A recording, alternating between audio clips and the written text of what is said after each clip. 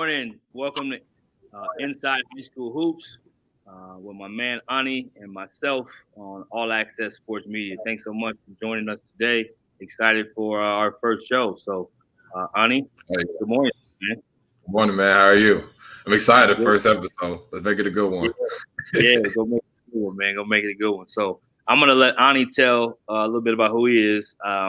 So, Texas is near and dear to my heart.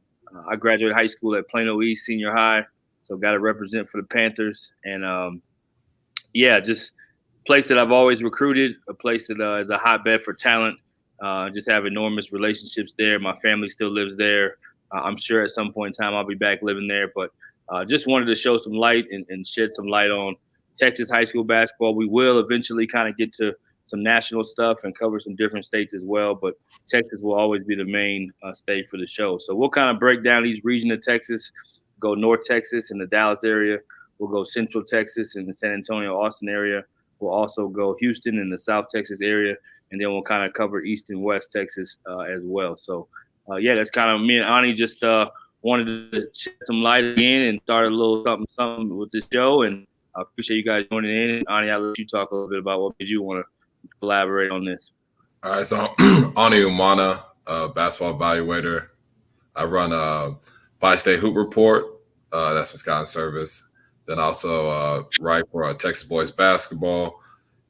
Just been evaluating. This is my 6th year doing it. I'm originally from Tyler, Texas. Moved out here after I graduated from college at UT Tyler. So I'm here. Been trying to navigate and figure it out. So, that's me. Just evaluating, being in the gym, trying to get as much intel as I can.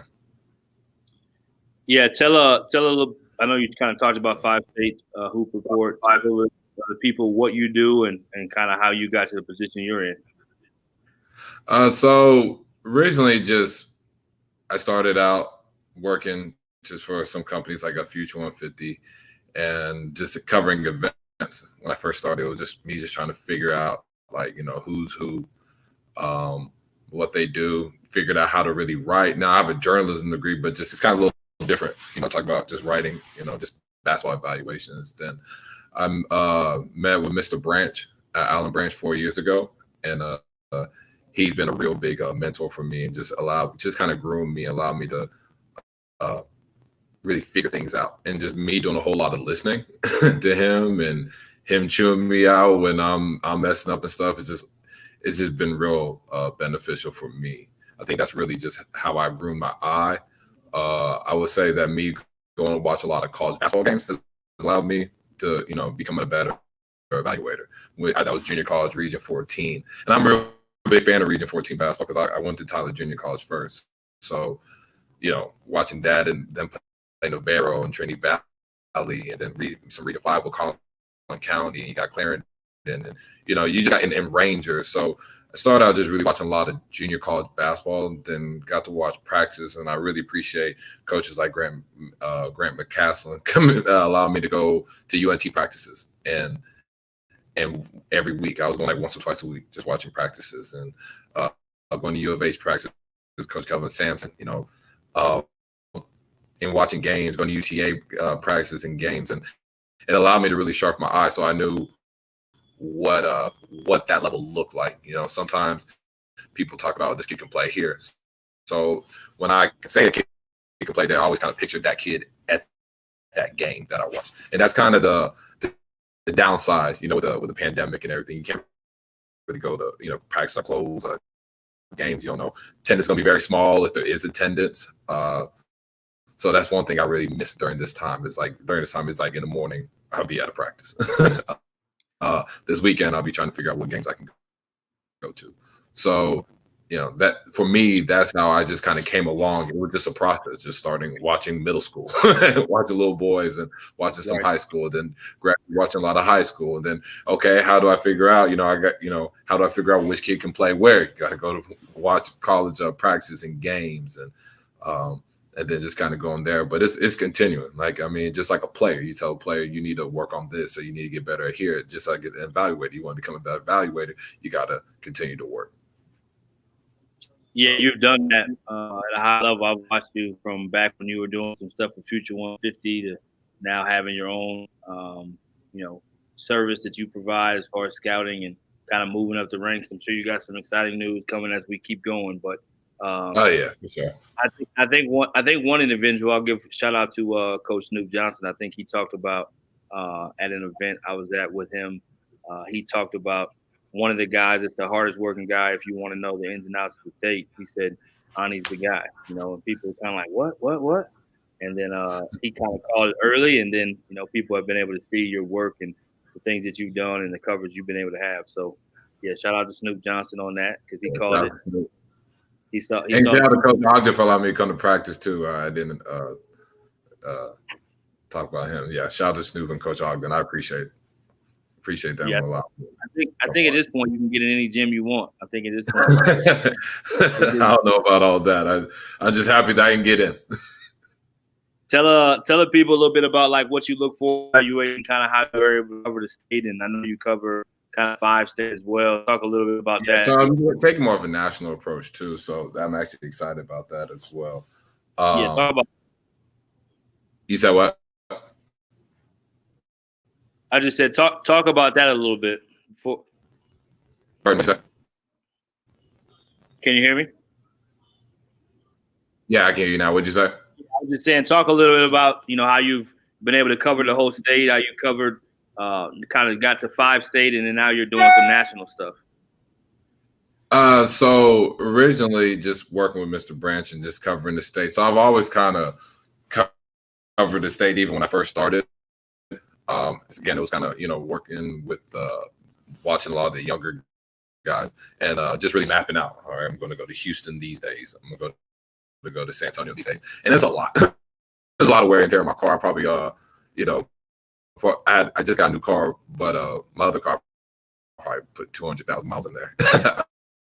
Just traveling a whole lot, covering a whole bunch of different players and different classes. And you look at each graduating class in Texas. I mean, after probably finishing 2 years of junior college, 1 year junior college, you're talking about 70 to 80 Division I prospects.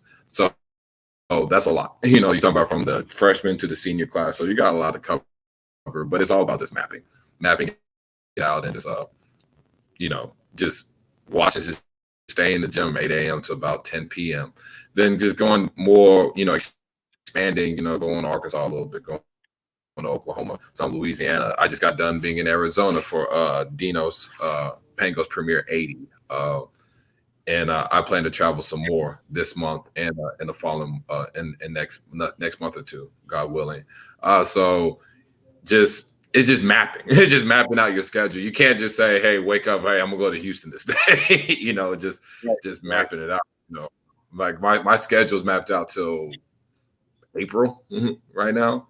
And just kind of, and just slowly get into the May, June, July. Now, there's some things that do come up that last minute, like if a big game happens or something like that, that maybe I wasn't aware about that I got to go to, then I'll definitely make that change. But it's just all about mapping it out. But you're going to I put a lot of wear and tear in my car, So much so you had to get a new car. I had to get a new car. That Corolla was breaking down on me, So I think, again, Texas has so much talent. There's so many guys that do such a good job of kind of covering. People think that it's easy. Guys like yourself have made it look like, oh, it's easy. Ani just goes to some gym, talks about some players, sends out some tweets. What's kind of the part about it that people don't know? We got a shout out from our main man from Houston, the analytical coach. He said all our schedules mapped out, Ani. There you go. Another grinder. Just kind of for sure.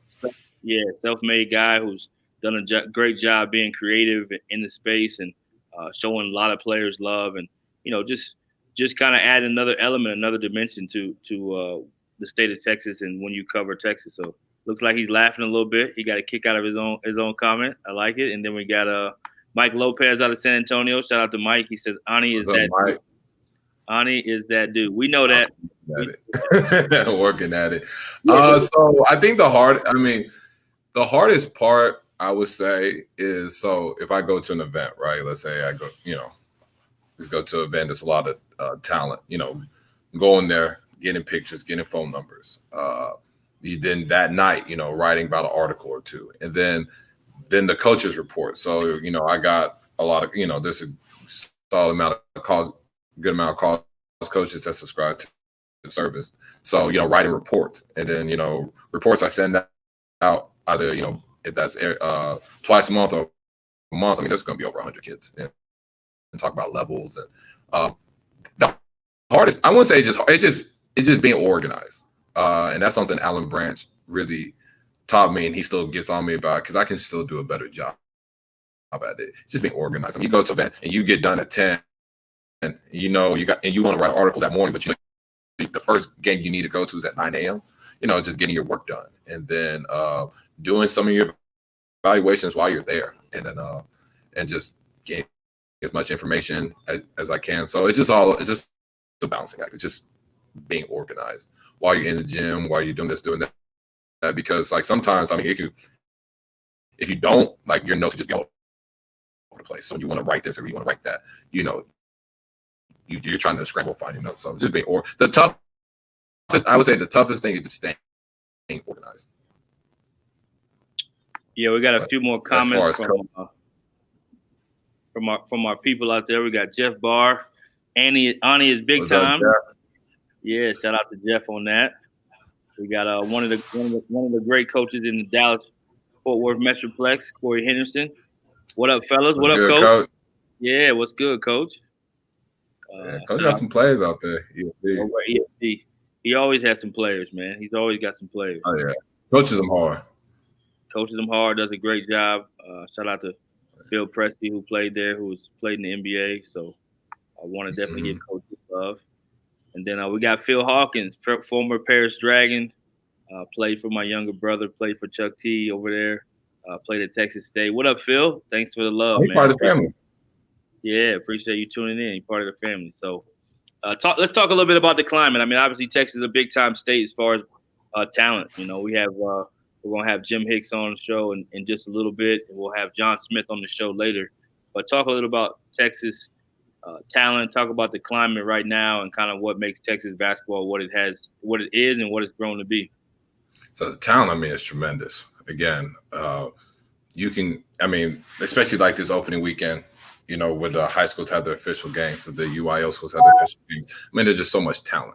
I mean, like I said before, each graduating class is going to have anywhere from 65 to 80 Division I prospects when it's all said and done. And generally, you're going to have a kid that becomes a pro that didn't expect it to happen. So it's just a mass amount of talent. The media does a really good job of just covering and identifying the talent, and I think we do a good job just developing. We just have a lot of talent, and it's fun because it's just it's not, I got to go here because this is the only place we can go watch a player. Like I can go to Garland and go watch Zuby. I can go to I school and go watch Keontae George. Go to Richardson and watch Rylan Griffin and Kason Wallace. I mean, you can go down to Houston. I mean, Mr. Hicks, he just ran an event. I mean, you got Legacy that has Sir Isaac. I mean, Legacy has 7 Division I signees, and a couple other guys haven't signed that are Division I prospects. You go to San Antonio, you got Wagner, and then you got Cornerstone that has Kendrick DeLuna, and then you go to Austin, you got Westlake. I mean, Austin Westlake, you got KJ Adams, and I'm gonna botch his name, but Iggy Hunt, that duo. So I mean, you just got a lot of talent around the state, and I think that's what makes it so fun to watch, because you can't. It's not, if I don't go to this game, I'm missing out. You don't have to go to a certain game. There's 7-8 other games in the city you can go watch that will still be worth your while. So I think that's what makes it different. It's we play kind of a tough brand of basketball, which I really like. Me going out to other states kind of got me to see, obviously the brand basketball different. Not one's better than the other, but I have seen a little difference. I mean, it's more physical, especially it being also a football.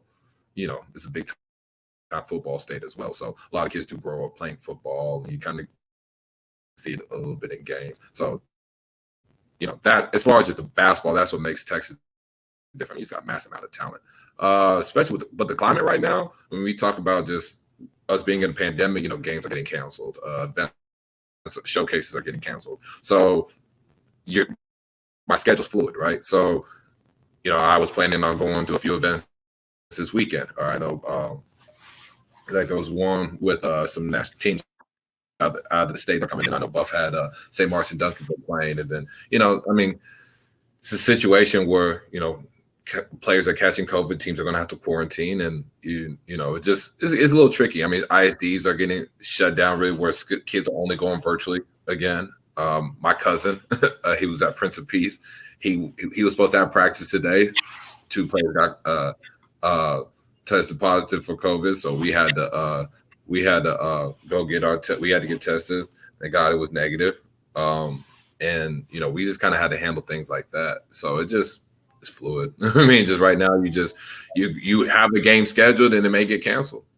So you just gotta keep working. You just gotta keep working on things. Like I said, just staying organized though. But also, it was different than previous years. Is that you can schedule? You can say I'm going here, and you gotta just understand that it may get canceled, and it is what it is. But you're gonna have to adjust. So you're gonna have to have like an A, B, and C option. Right. We're gonna pause just for a quick timeout. I know Ani's gonna get on his Twitter feed. I know if you haven't followed him yet, you definitely need to follow Ani, and then he's gonna also share this on his feed, and then we'll get ready for Mr. Hicks to come out here soon. All right.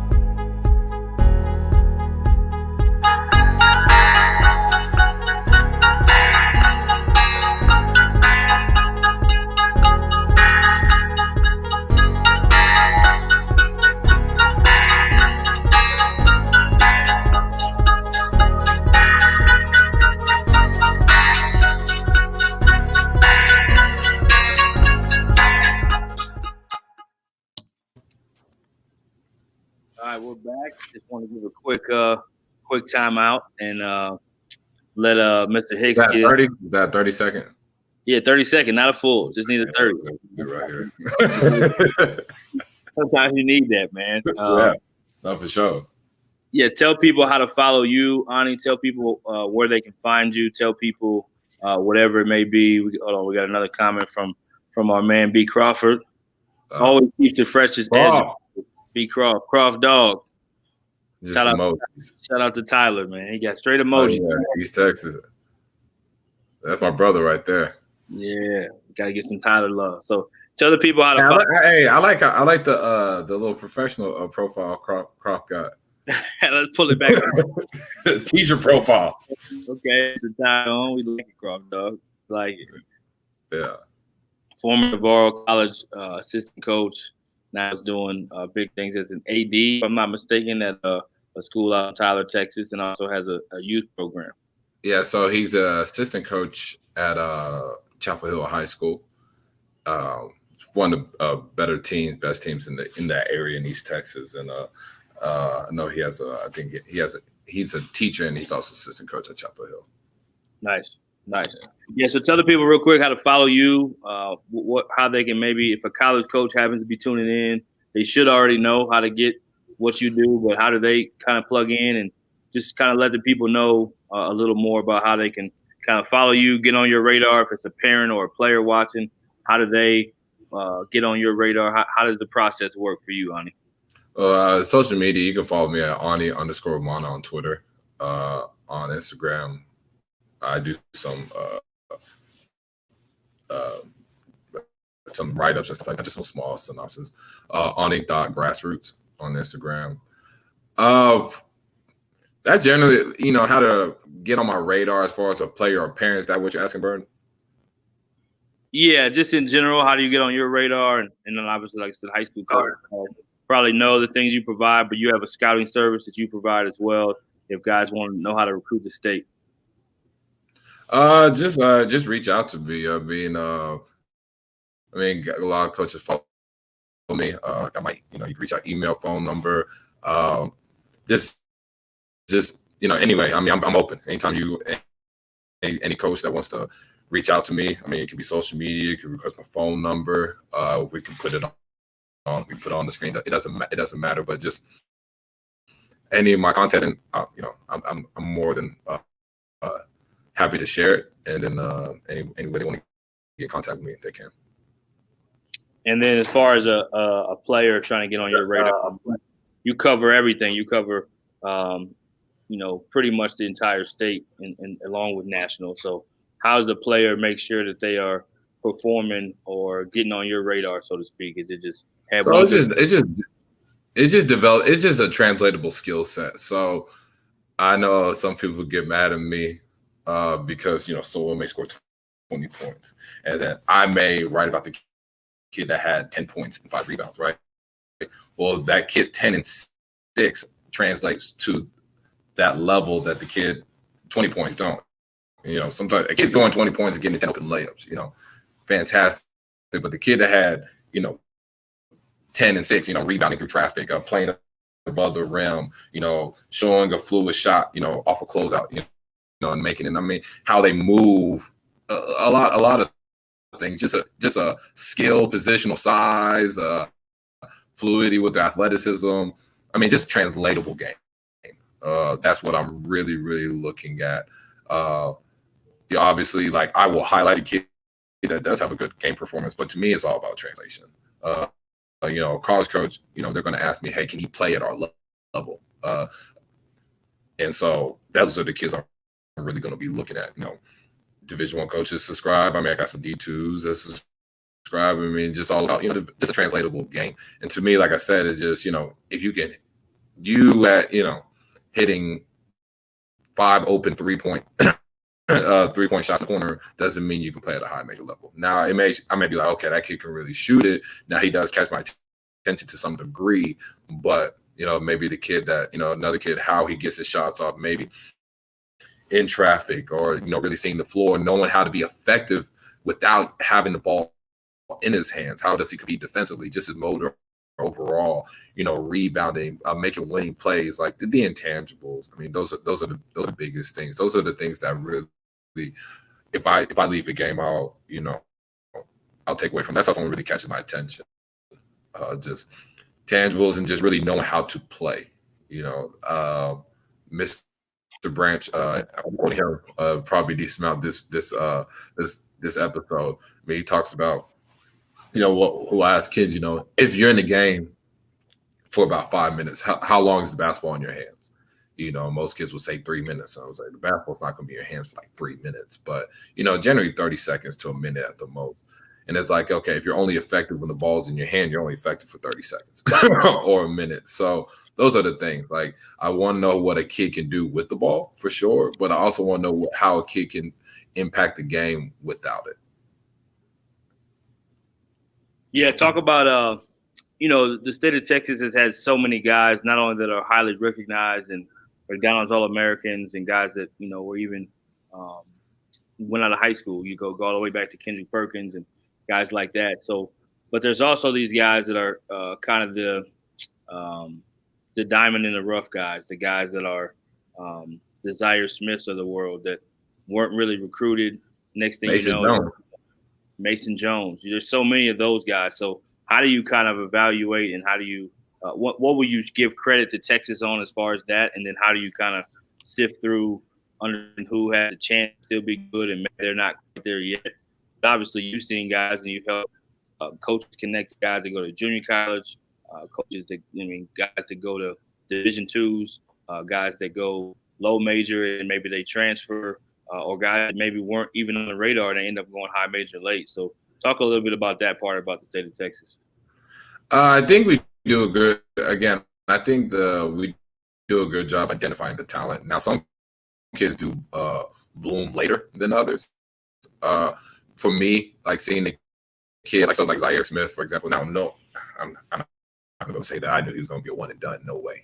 But you did see that athleticism. You did see the size. The shot didn't look bad at all, especially coming in high school. And then kind of going to that summer, then going to that senior year, you just, things just started to change with him, just more consistent with his play, not just being an athlete, but being more of a basketball player. And you could just see where, he could play in the Big 12 and he could thrive at Texas Tech. I think guys like that, we do a good job identifying. For me, I always just talk about, okay, he can do this and that. He's not there yet, so you don't want to rank a kid so. For example, you don't rank a kid real high because they haven't shown you that yet. Yeah, like a kid like Mason Jones, for example, who's potentially going to get drafted. I mean, from just, you didn't see that he was going to be a high major or a pro coming right out of high school. Now his senior year, he really made progress. So you can see where he could potentially go to.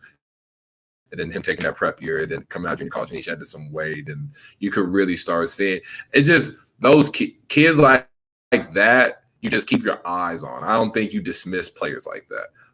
And then I think it's always just good to know, like, hey, they have the talents there. It's not a lack of talent. It's just them not having it figured out yet. And you get kids like that. I mean, you got Jalen Harris, who has a chance of getting drafted. A few NBA teams has called on him as well. So I mean, the talent's there. I don't think the talent was never there with those players. It's just they're not there as far as basketball player. Maybe the body's not there yet, or some of those kids, they grow when they're in college. I was a kid I graduated. I was 6'1", and then I grew 2 inches to 2.5 inches coming out of high school. So I mean, there's just so much.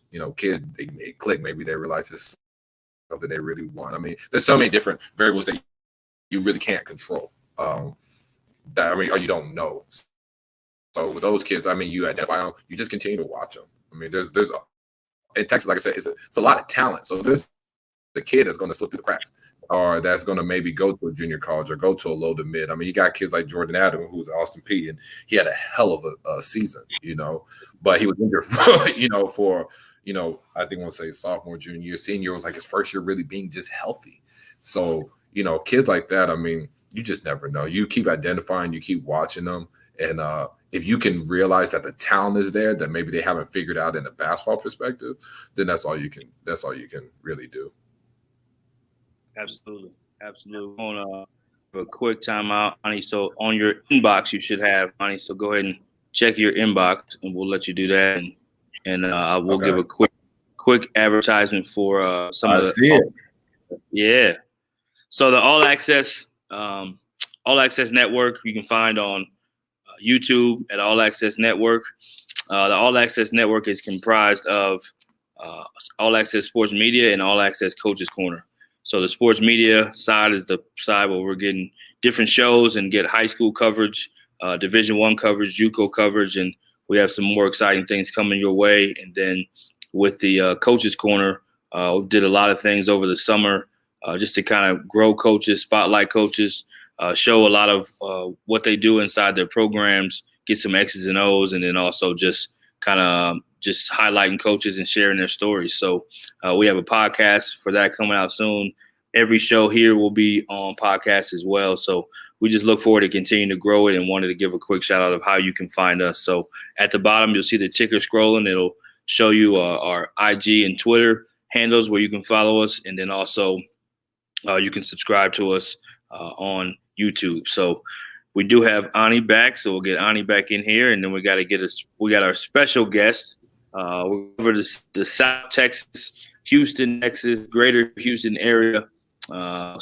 Really a living legend for those that don't know. Most of us know, but for those that don't, Jim Hicks, so much we can say about what he's done, grow grassroots, not only in the city of Houston, but in the state of Texas. Was just recently recognized as one of the 100 most impactful people in sports as far as basketball goes. So, yeah, we can keep going on and on. RCSsports.com is where you can find him. He has a show himself that's on in a couple hours or an hour or so called The Chop Shop with Mr. Rob Hatter. So we will introduce our main man. Here we go, Jim Hicks. Jim, what up? Welcome to the studio. What's up, guys? I see y'all. What up? What's good? Double B, what's going down? Not too much. We had to have you on the first show, man. It wouldn't be right if we didn't have the OG on the first show. Absolutely. All right, I'll take that. So we can't. Hey, Coach, I'm gonna be at the Hoops Giving. I'm gonna be there Wednesday. Hey, I like that, man. That's gonna be rocking, man. It's gonna be rocking. It's gonna be a good day. And we, we can get into that later on. But yeah, what's going on? What's going on, Brian? What's on your mind today? What you want to talk about?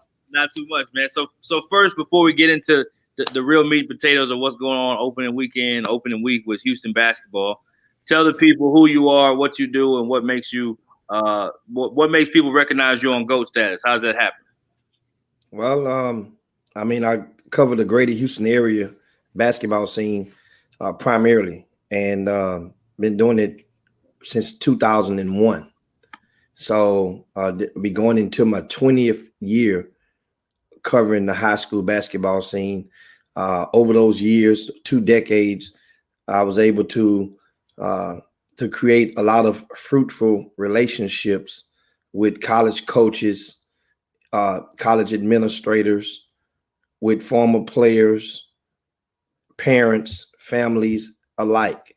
And so throughout the years, just think about it, just been basically in a nutshell, college coaches pay me to provide them intel. I don't, that's what you call a scouting service. And there's a difference between a scouting service and a recruiting service. Recruiting services get paid primarily from the families to enhance their recruiting opportunities. So a lot of people make, just in case you don't confuse recruiting service with scouting service. And there are some people do both, believe it or not.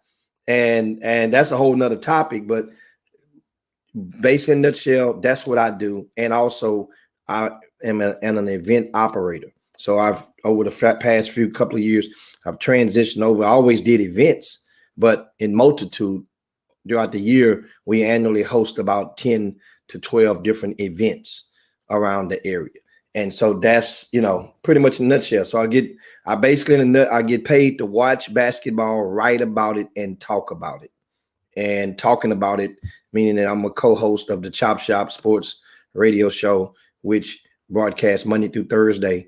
And we've been on 3 different radio stations in the past 4 years in Houston. And because of the pandemic, the last radio station, 102.1 FM in Houston, they went under. So now we broadcast live virtually.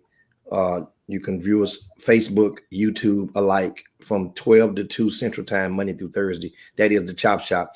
And it's in the difference between a podcast and, well, bottom line, a lot of people may misinterpret it with a podcast. Podcast, basically, you can't call in live.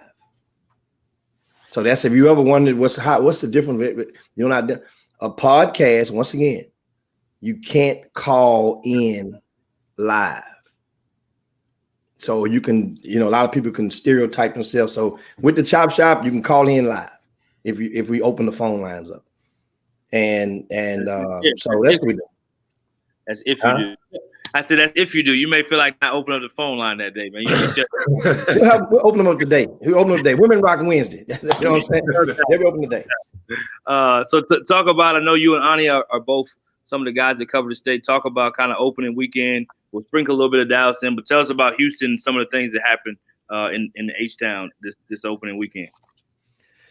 Oh man, this opening weekend, I think we got a chance to learn that Legacy, the School of Sports Science, is appearing to live up to the hype. And this team is their number one team in the area. You probably never heard of them if you don't reside within the Houston area or in the state or in certain parts of Texas.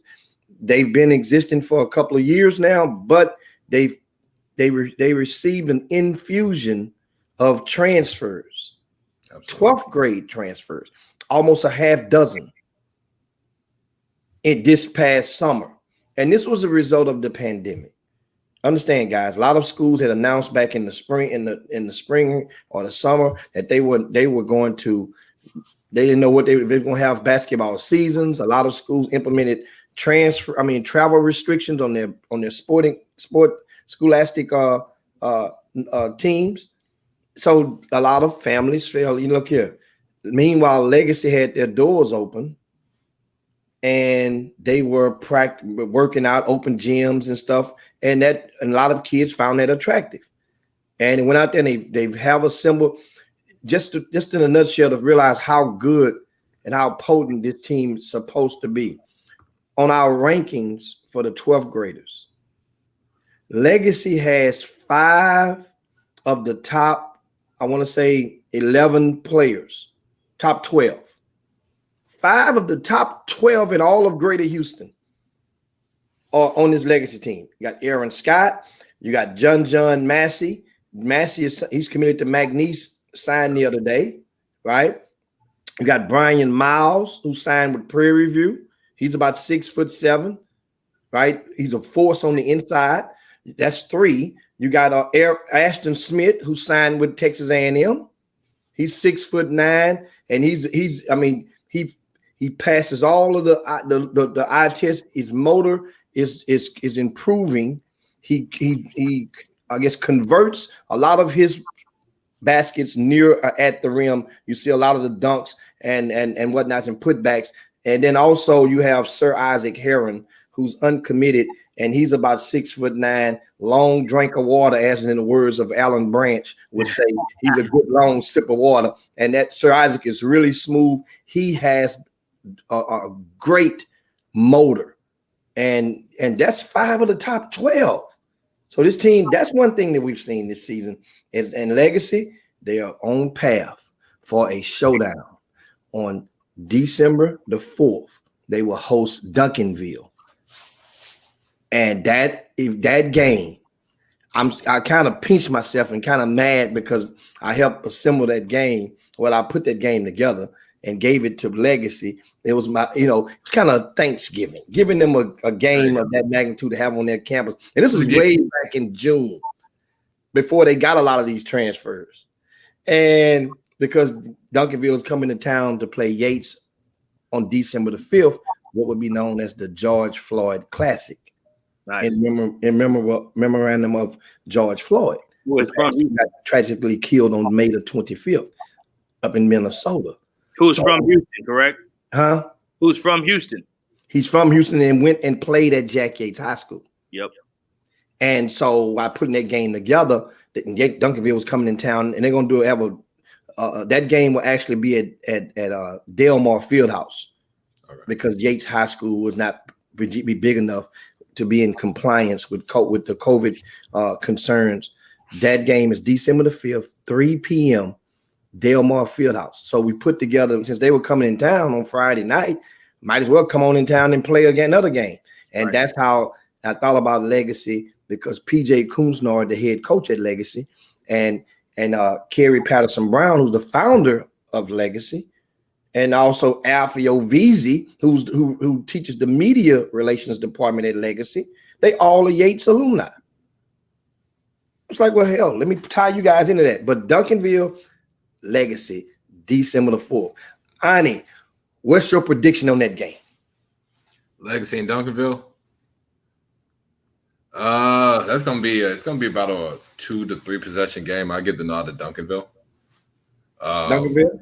Yeah, I get nod Duncanville. Duncanville by 5. Okay, Duncanville by 5. Now, if I told you Legacy wins that game by double digits. Oof. I don't see anybody beating Duncanville by double digits. Bookmark this conversation, Brian Burton. I got it bookmarked. Ani, I know you cover the state as well. What questions you have, or what comments you have about what you saw from afar in the city of Houston this weekend for Mr. Hicks? Saw, from just me following on Twitter, and just went to Houston a month ago. I mean, Houston, as far as, it's there's a lot of talent. I mean, you talk about, I watched some of the 2023 class. I saw Chris Johnson, saw Legacy, and I got to see, like Coach said, Legacy, talented. And I was saying before, you got seven guys that signed Division I. They have a kid that came from Chicago, Jalen Gibson, who I really like. That game against Duncanville is going to be really, really good. You got PJ Haggerty. I think he had 43 or 45 points yesterday. He had 40 yesterday. That's a win over. I loss to Ridge Point, a school where he attended. Remember, he was a. Okay. That's a motivation right there. Yeah, 2 seasons ago, he was a 9th grader at Ridge Point. Mm-hmm. And but yeah, PJ had 40 in that game, and in that loss. So right now he had 36 in a loss to Yates. A couple of on Saturday, I attended that game, honey. Okay. And I have the stats from last night. You know, a lot of the coaches nowadays they use the huddle or other software, and they'll put it in, and they can easily get the shot attempts and whatnot from me. But PJ was 14 for 26 from the field. Wow. Right, including 5 for 10 from 3-point line. He had 6 rebounds, 2 steals, 3 turnovers. He played all 32 minutes in that 40-point game. You could proceed, but one of PJ Haggerty is at Crosby High School. He's only in 11th grade. Right now, he's averaging 38 points a game through only 2 games thus far. And PJ can really score the basketball, and he's fun to watch. I mean, unfortunately, we didn't really get to see him this summer, but I always enjoyed watching him even when I got to last year. I mean, just can really score the basketball, shoot with range. He got some toughness about him, and he's someone I'm really looking forward to watching when I get down to Houston. Coach Lowe, Mike, he's at Higgs. That's a bold prediction right there. Hey, you don't get to wear these type of lids for making light predictions. Right. I'm telling you. I gotta get more notches in my belt before I can wear them hats. But like I said, Houston, I mean, it's you got the kid that transferred from Michigan. Forgot his name. Coach Jalen Gibson. From Michigan. Oh, you're talking about from Mason Dox, who I got to watch. I got to watch a game. Yeah. I really liked how he really dictates pace, can get to spots, can score the size. So he's a good player. Then you talk about. I mean, I need to go see Yates. Want to watch a big fella, and then I know their guard plays. Yeah, Chooks. It's a tour. And yes. 29 points, 12 rebounds in a win over Crosby on Saturday. Wow. And then at Paytown, if I'm saying it right, big fella. Yeah.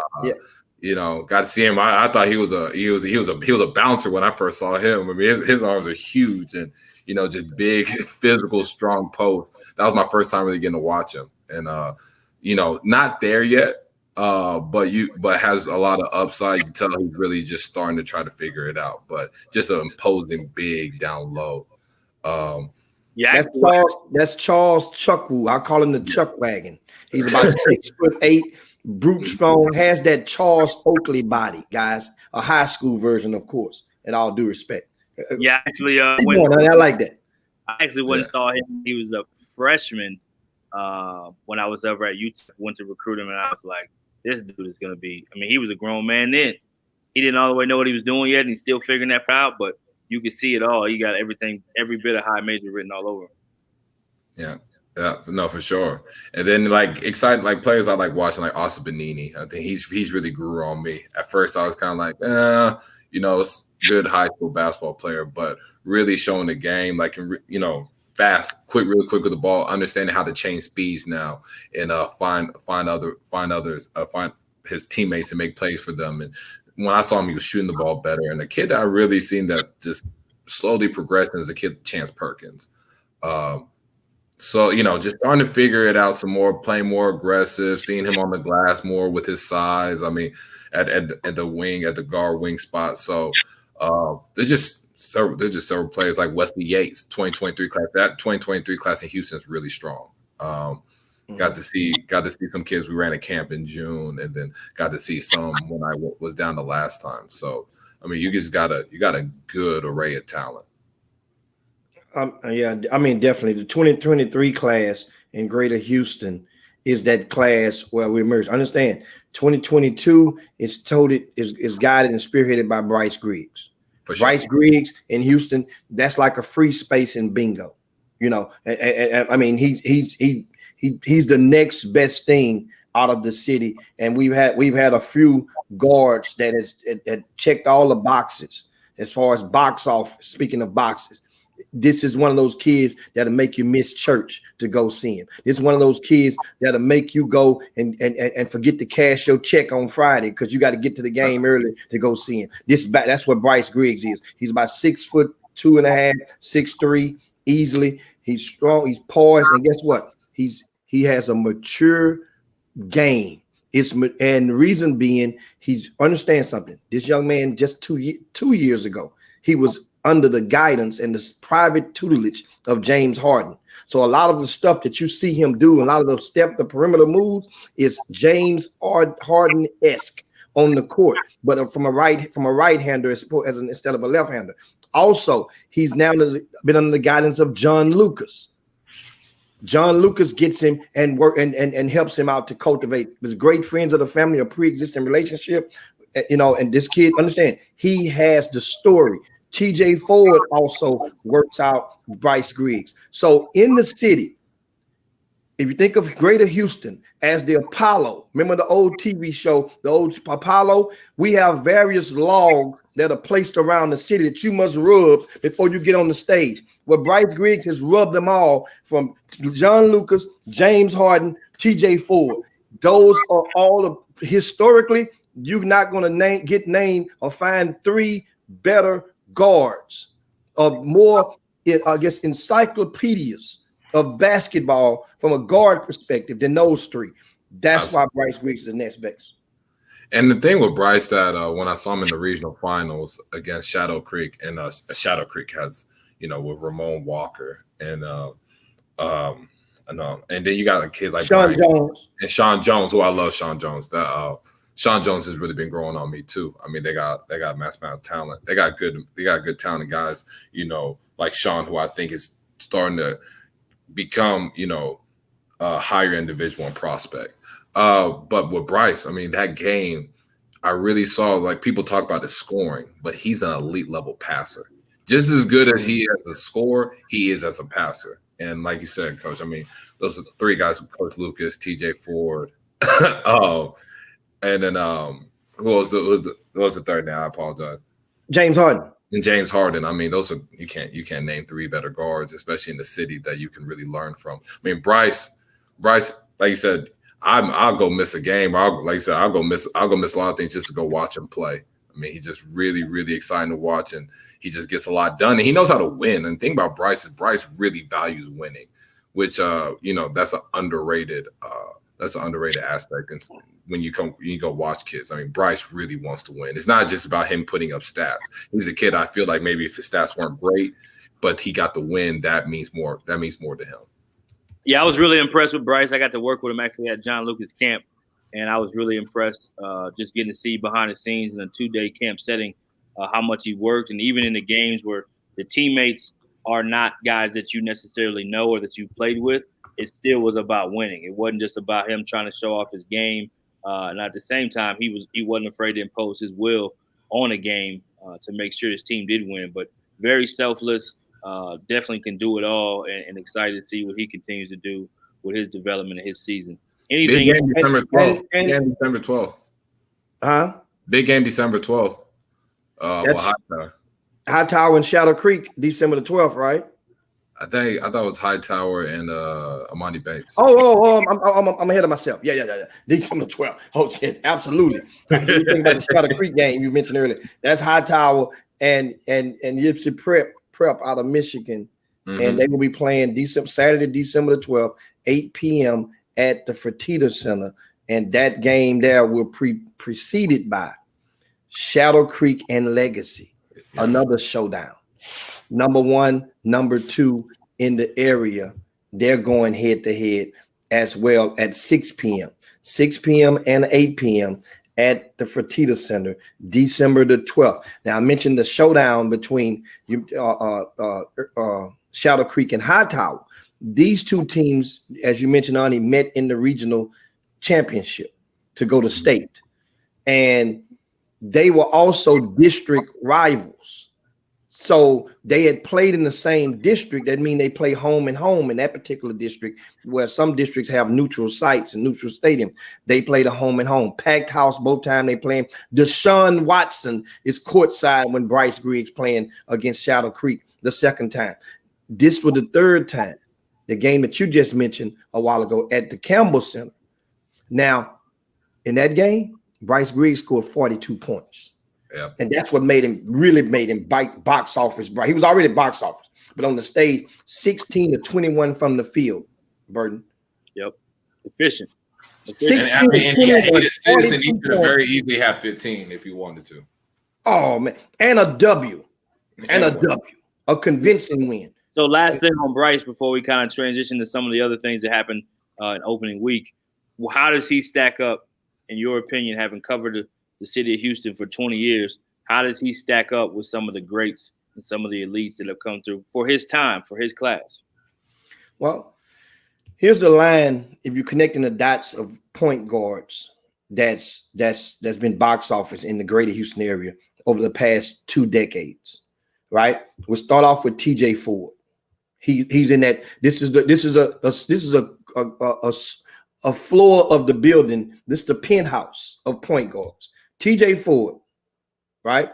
After TJ Ford, you had, talking about of national merit, you had Tack Minor. Daniel Gibson was 2004. Then the next guy that we had that had the box office was Nick Wise in 2006. The next guy after Nick Wise that had box office was Tommy Mason Griffin in 2009. The next guy that was box office, that was a guard, box office, believe it or not, was Snap Peters at Jack Yates, 2010, when they won the mythical national championship with the 40-0 season. Then after Snap Peters, next guy that we had that was national merit, that was that of the guards, we had a string of them. For 2013, you had the Harrison twins. Then in 2015, or 16, that was De'Aaron Fox. I'm talking about national merit. We had other guys like Carson Edwards and stuff made to the league, but they wasn't a national darling. These were guys that had national merit. And then Quentin Grimes came after that with national merit, but he didn't have the same box office. He wasn't the same box office attraction as those other guys. Those other guys had a certain type of urban flair to most of them, even though a kid like De'Aaron Fox lived in the suburbs, they was from Louisiana. Right. And so he had a little bit of the Desire Project, Night Ward type flavor to him. Right. But those are just some of them I missed through. And now we had a Kendrick Davis. Kendrick Davis didn't have a national flair, but he was box office. Yep, he was. And still is. And still is.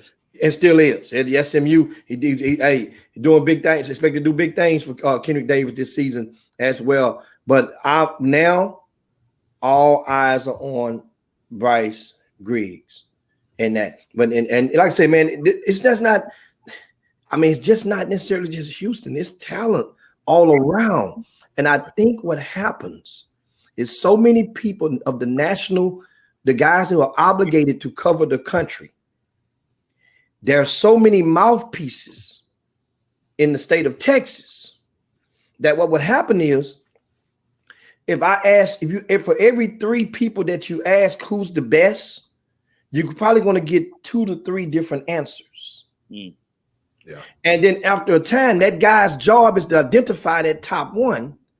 They're confused and they just say, "Oh, hell with it." And we end up, a lot of our players cancel each other out because they feel like we're confused, or we're so tuned into promoting our own. Well, that's human nature. Who the hell not going to promote their own?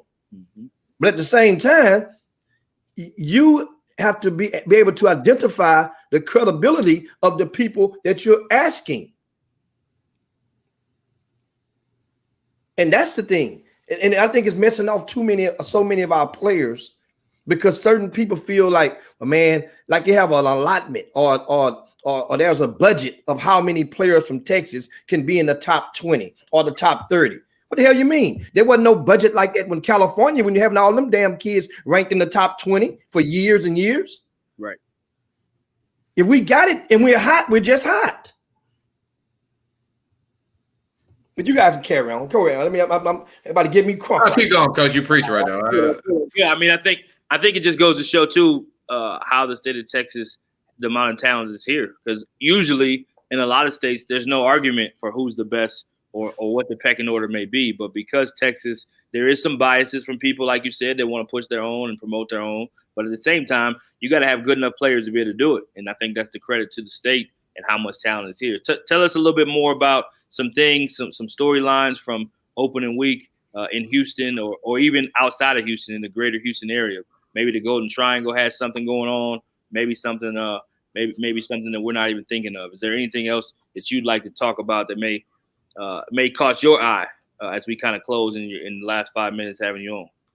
Well, I'm Golden Triangle area, Beaumont United open their season. We mentioned Ani mentioned Wesley Yates. They have another kid on that team that I have ranked number 2 in the area behind Bryce Griggs. That's Terrence Arsenault.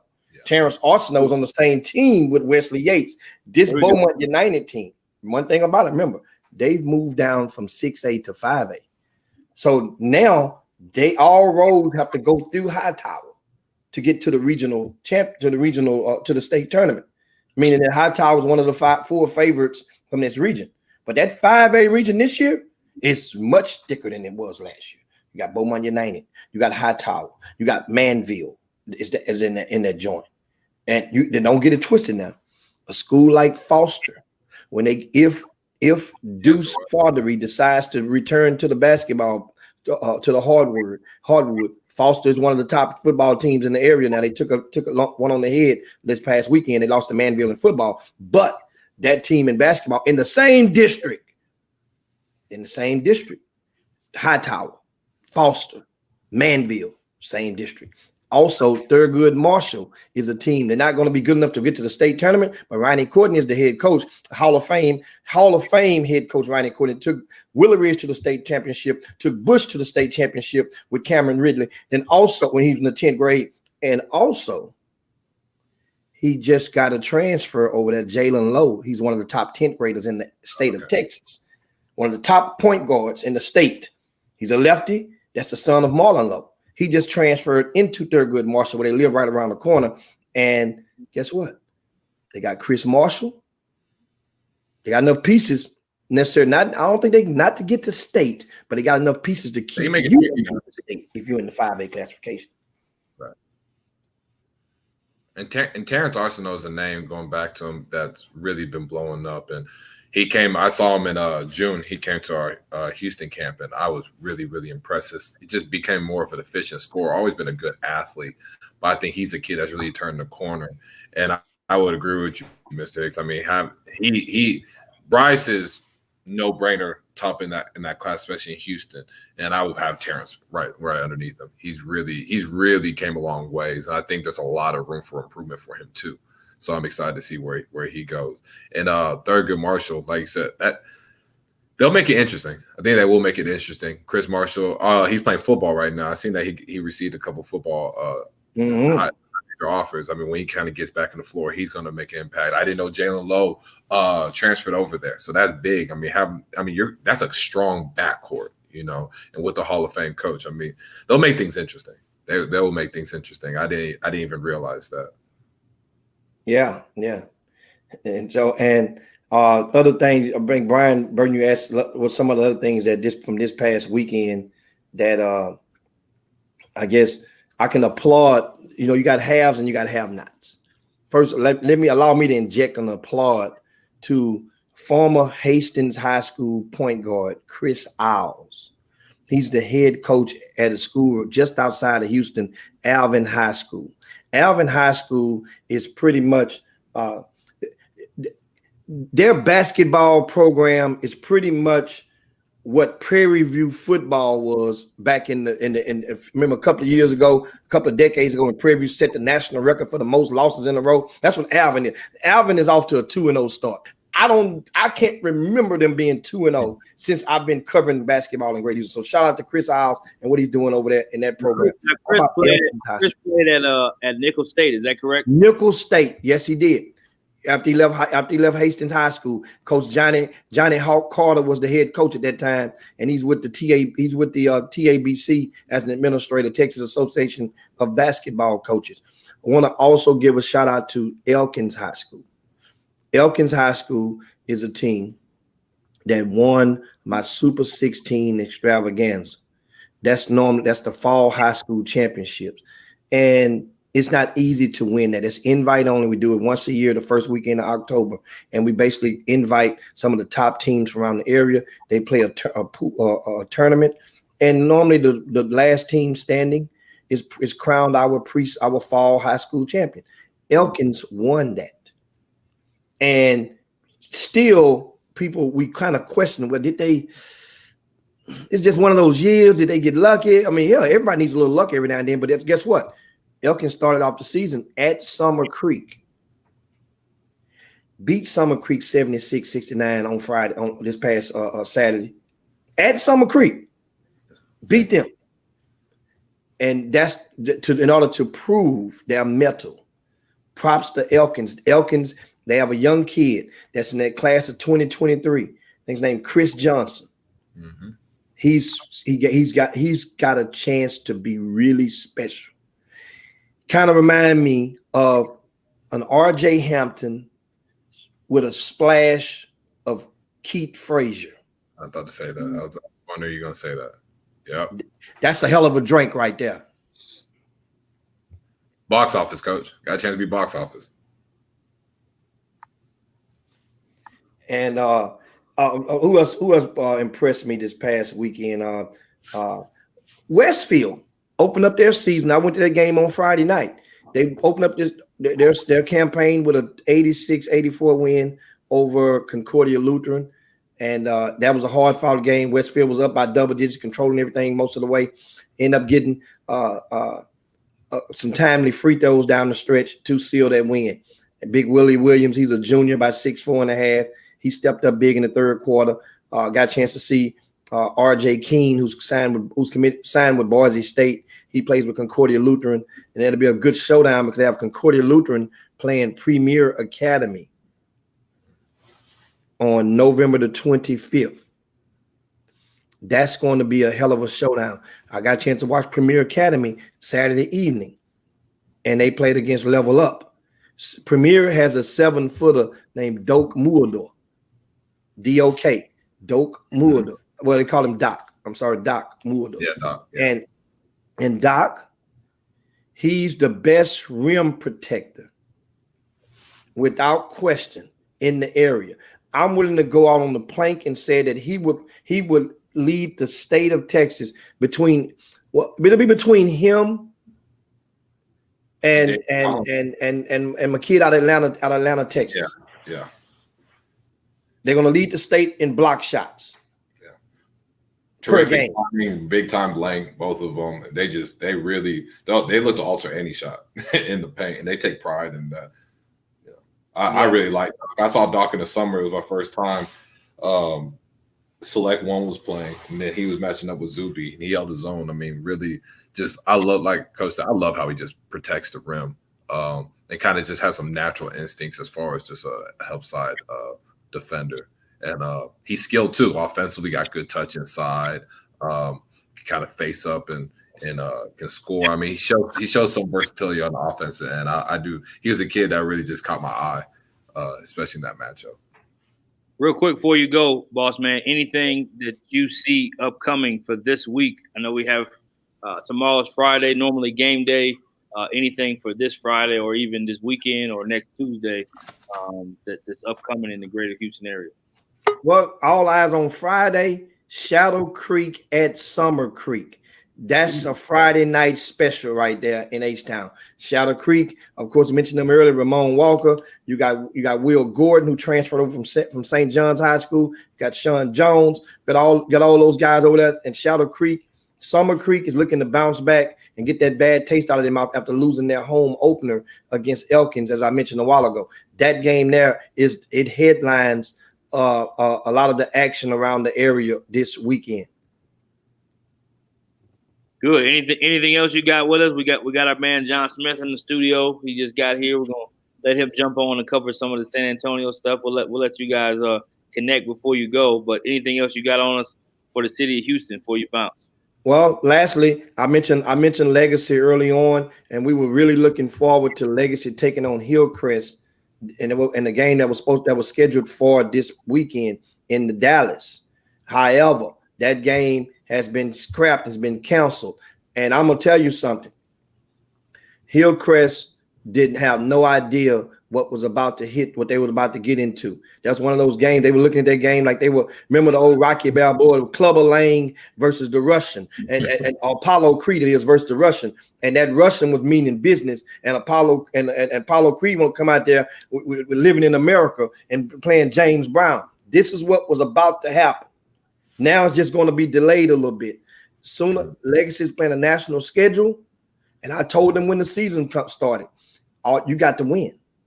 You got to win, because if you win, the legacy of your school is going to ride on if this risk is worth the reward for a lot of the young men. You understand? They're getting scholarships, they're signing, yes, but at the same time, a lot of these guys had the same offers.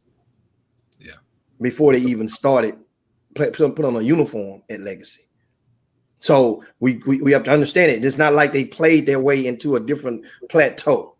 Of recruitment. They assembled the talent. Now you got to win with the talent.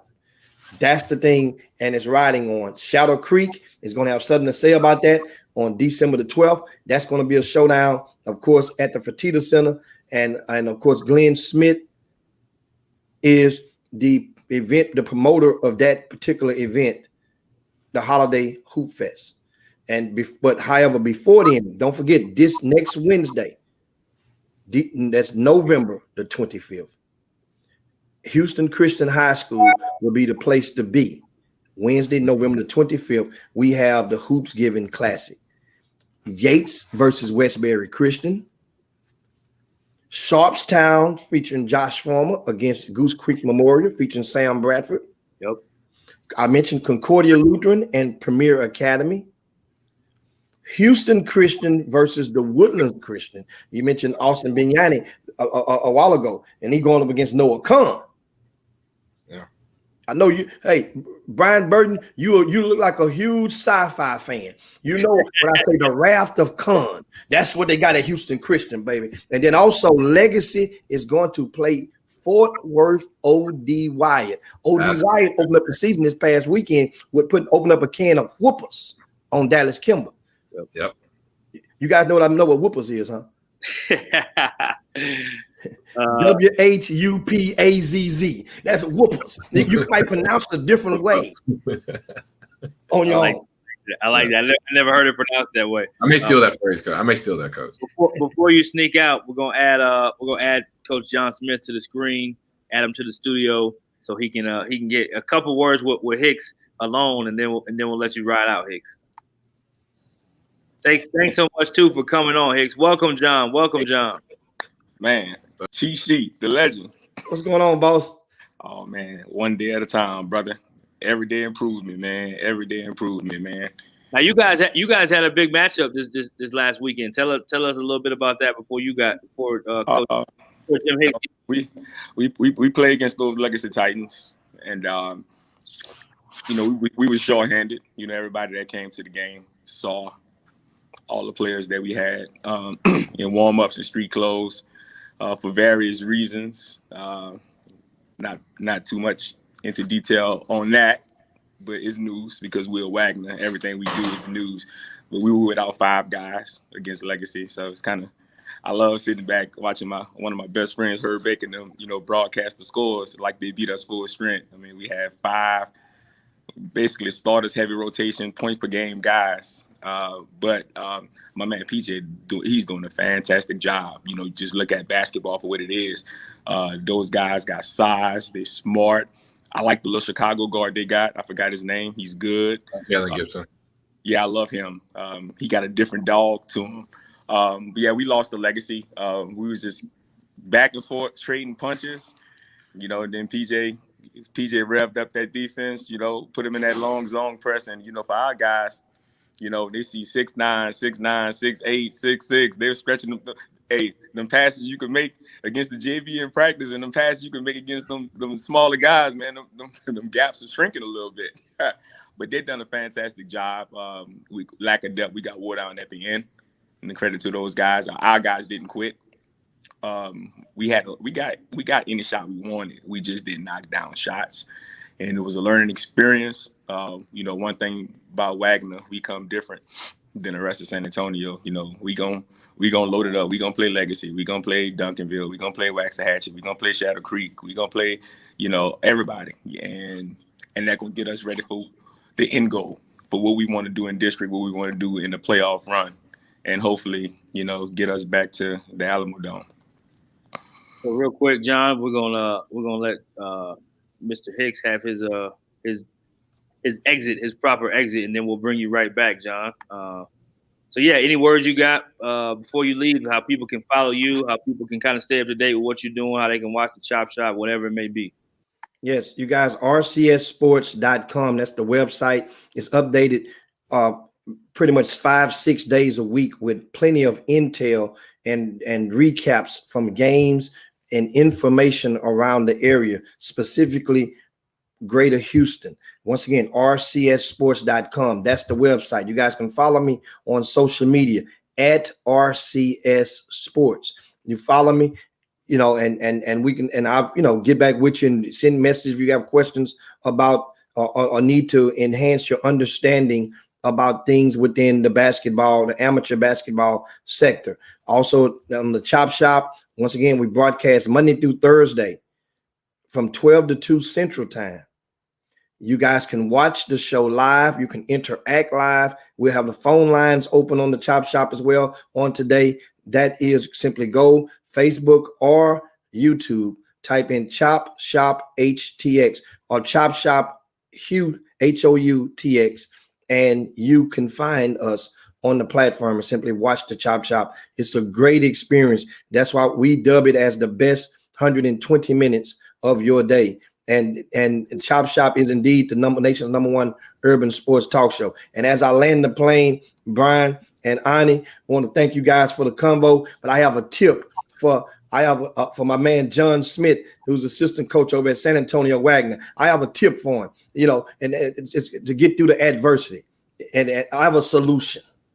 That is. Is it? It's not stay away from this word at the bottom of the screen, is it? No, here's the solution. San Antonio Wagner lost another game last night. And he mentioned they have some fire coming up on the schedule. I'm saying maybe, John, you take it in jobs. We're just joking with you. How about just send a message out and say that somebody has COVID? Just say the team got COVID. And that way you ain't got to even play the rest of them games for the next. You got COVID, y'all can relax. Everybody can go home, eat some ham, eat some turkey, eat some. Time out.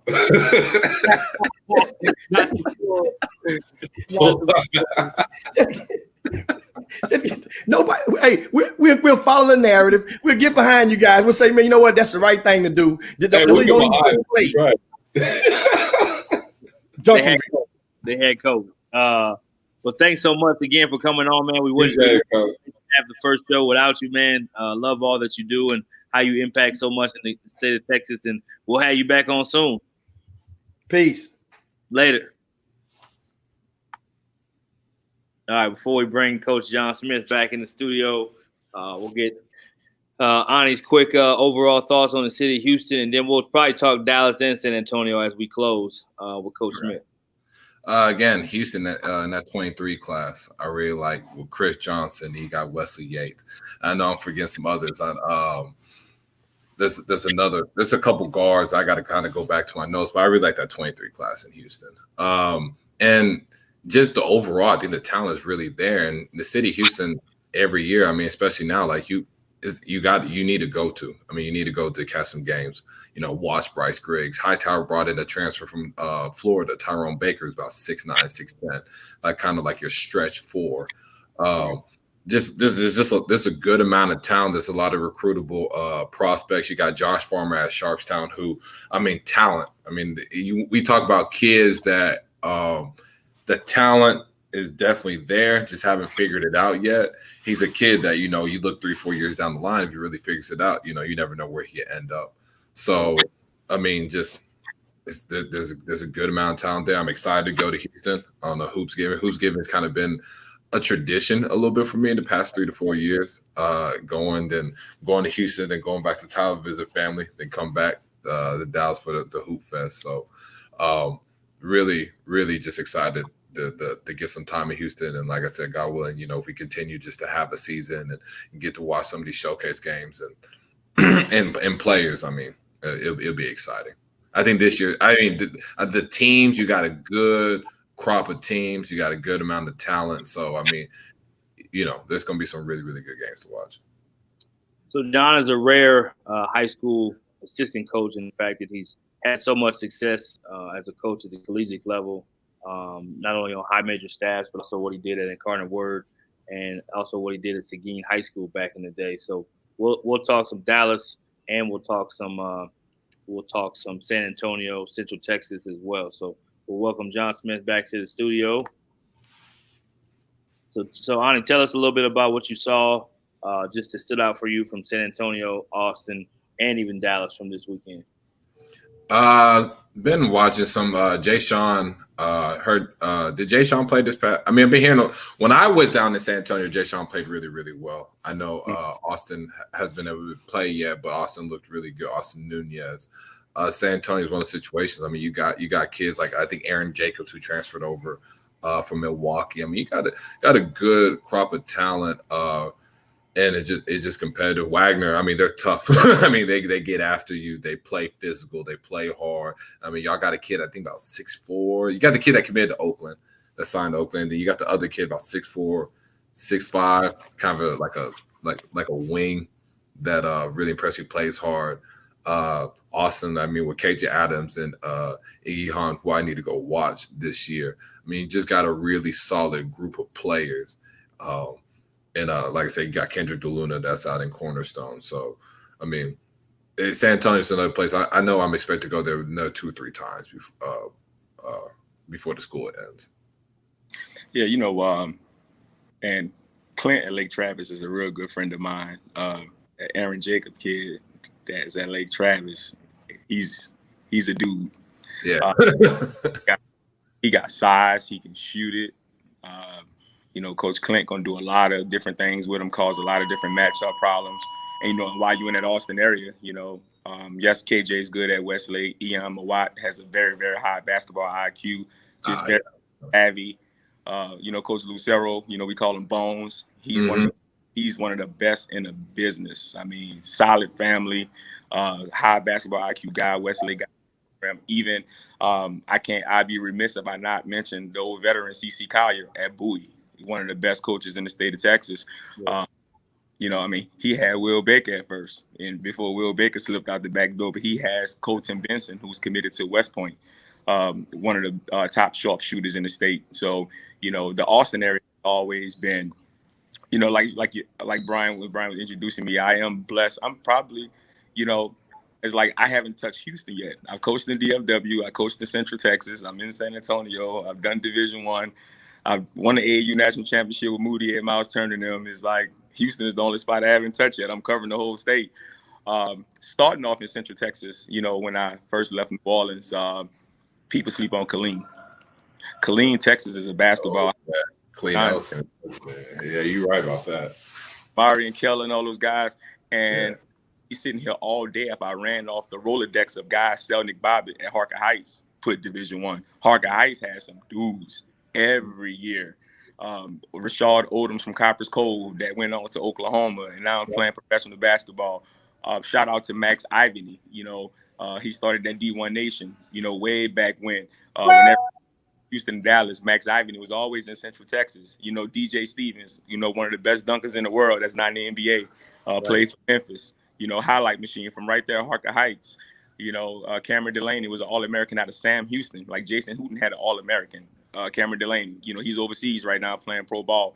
So, the Austin, Killeen area, and you include Waco in Central Texas, Eli Stevens that played for Von Zell. He's one of the best point guards that's not talked about. When you talk about Yeah, that Central. an American. Yeah. Yeah. So, college coaches that's listening, you need to get your butt to Texas. Central Texas got some dudes. Killeen, Temple, Waco area, Fort Hood. You slide back down to San Antonio, we have Jay Sean Jackson. Congratulations to Coach Lou Hill. Lou Hill, he needs no introduction. The things that he done at Oklahoma, working for legendary Lon Kruger, to running his own program. I think more people need to talk about Lou Hill and look at the wins improvement that Rio Grande Valley is having every year. A job that people had a perception that was a tough job, and Lou Hill's down there getting it done. Hey, while we talking about Killeen, who he started off with, Javon Levi, Killeen Shoemaker, Dallas Showtime, that went up to the Metroplex to prove himself. Javon Levi is a senior down there at Rio Grande Valley, and he is a dude. Another Killeen, Central Texas dude. So shout out to Lou Hill. We have Darius Sherman that signed with Oakland. He's a 6'4" kid from Liberia, from Africa. But not just that, while we're talking about Oakland, shout out to Jeff Smith. Jeff Smith signed 3 Texas kids. He got Darius Sherman from San Antonio. He got Mason Gibson, Von Zell's kid from Allen. And he also got Terrell Woody's kid from University Academy, Big Will Shepard, 6'8" kid that can stretch it. This area down here, a subject that people don't, San Antonio, when you think about it, myself being in different regions, people forget about some of the casualties. Zach Clemens, that committed to Kansas, that's that Sunrise, that's a San Antonio kid. Langston Love, All-American, going to Baylor, that's a San Antonio kid. That kids that slipped out the back door. I think if coaches do their due diligence and really pay attention to the San Antonio Metro, you will find some diamonds. Even when I worked for Billy Kennedy at Texas A&M, we used to sit in staff meetings. Kyle Keller, the head coach of Stephen F. Austin, he and I was on the same staff. Glenn Cyprian, John Reese, Mitch Cole, those guys. We just sit and talk about basketball all day, and it was always diamonds out there. Just examples, and I'm making a case for San Antonio why coaches really need to evaluate. Like, how does Jordan Murphy go to Minnesota? How does George King go to Colorado? Hey, Wagner, we got 2 pros, Jordan Clarkson, Missouri Tulsa, Andre Roberson, Oklahoma City Thunder, Colorado. Jordan Burns, everybody missed that one. But when I was at the Corny Word, I was begging my head coach, Lord bless his soul. I love some Jordan Burns. We didn't take him from San Antonio Marshall. That kid is at Colgate. And for people who are not a believer, he dropped 37 on a Rick Barnes defense against Tennessee in the NCAA tournament. Jordan Barnes is a player. San Antonio kid. Marcus King went to Central Michigan along with Braylon Racing. For the Dallas people that's listening, Braylon Racing and Marcus King was like one of the best backcourts I ever seen. Under 6 feet. Marcus King from San Antonio Warren right here. Led the nation in scoring. Tearing it up. Y'all saw him on TBT, in the tournament this past summer. A dude from right here in San Antonio. So what I'm saying is, how do all these guys' games just don't come out of the blue? Those guys been right here. Like, it was a time, and the San Antonio people listening, they'll give me an amen. It was a time where only the Northeast region of America was coming in, taking San Antonio kids. Like, we had all kids going to Bucknell, John Azanaro that time. I want to say it was 2013. Brendan had a really good team. John Azanaro, George King, Jordan Murphy, and those guys. John Azanaro, that kid could stop on a dime, stop and pop, really good point guard. I mean, he had to go to Bucknell. Tanner Lassiter had to go to New Hampshire out of Judson. So it's always been dudes in the area. I'm glad to see, with more coverage, with my man Antonio Castillo, Alamo City Hoops. He's doing a great job covering the tri-regions. He's making sure he's giving love to Central Texas, San Antonio, and he's even stretching it out to West Texas, because they got, West Texas kids play a tough brand of basketball. They guard. In my opinion, the best on-ball defender in the state is Vincent out of Midland. Liberty got a steal. That kid is really, really good. And but for San Antonio, more coaches do need to come down and say no population-wise, as far as, pure population, the Dallas Metroplex area and the Houston Metroplex area may have more indeed, because of, demographics of families and, styles of basketball. And then, you're talking about the corporate jobs. Think about it. Once upon a time, Detroit was the hotbed. Everybody was in Michigan because back in those days, everybody was working the steel industry. Everybody was working the auto industry. So Michigan had all the players because that's where all the parents went at. Then they had the New York little era. Now Texas is the mecca. This is the United States of Texas. All the jobs are in DFW, Houston, San Antonio. The Silicon Valley from California is now in Austin. So you're going to see more West Coast players moving to Austin, whether the people like it or not. 6 of the United States top 25 cities is in Texas. This is the mecca, and it's not going nowhere no time soon. People just need to get on board. And but here in San Antonio, we do have an issue. Everybody needs to look at, why is our top players always leaving? Coaches, administrators, people got to put their head together to figure out what we have to do to keep our kids here, to strengthen the product and get away from that antiquated mindset that the city of San Antonio has. It's the 7th largest city in America, and I know I'm going to take some flack for this comment, but I'm John Smith. I'm going to say what I say. This is the 7th largest city in America, but the majority of the basketball people here have like a class 1A, 2A mindset. We have too many resources here in San Antonio for people to have that small, narrow mindset. We need to work together and, make sure we get our kids opportunities, because this is a beautiful, beautiful city. Look at Spurs games, we don't have no NFL team here. We don't have major college football. This is a basketball town, So, 7th largest city in America, beautiful international airport, man, come on down, get some of this good food down here in San Antonio. But you gotta work out if you're gonna eat down here, because it'll put some weight on you. For those of you that don't know, and now you can see why he was a college coach and a college recruiter. I think he probably went ham for about, I don't know, he might win about 8 minutes straight. That's what makes him who he is. So thanks for all the knowledge and the nuggets and the facts. Talk a little bit, Ani, real quick, Dallas. What happened this weekend? We talked about O.D. Wyatt a little bit. Talk about who played well, who performed well, who were some of the matchups.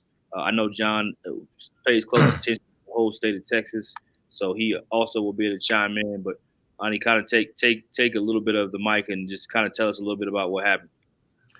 So I think the premier game on the weekend was Duncanville versus iSchool. iSchool, who has Keontae George and Trey Clayton, 2 high major prospects. Then you got they got a 2023 kid. Drawing a blank on there, but big fella. Then they got another kid that came from Louisville, about 6'7", 6'8". iSchools, their roster's loaded. They got Elijah, the guard, Elijah Taylor, who's a really talented guard. He got Duncan, both Damon Nicholas, Zurich Phelps, who signed to SMU. Damon signed to Sam Houston State. You got Davian Sykes, who's really came along. CJ Ford. I can go on and on and on. Juan Reyna, who just committed to Alabama State. Really high level match. I was actually there, I want to say an hour before the game actually started, about hour 15 before the game started. So I was in the gym for about 3 hours there. It was a really good matchup. Duncan won by 7. You really saw the scoring prowess that Keontae George has a 3-level score. He just there's things he does on the offensive end that is just so natural that you can't teach. Duncanville, who offensively didn't have like the greatest, just they're more efficient offensive, but saw a really good play from Zurich Phelps. His shots really came a long way with his athleticism, just real steady. I think SMU got a really, really good player for them. That's going to really make an impact in the American Conference. Sykes, Davian Sykes broke his leg about 6-7 months ago after surgery and everything. Then came back. Grew about 2-3 more inches. He's really developing to a Division I prospect.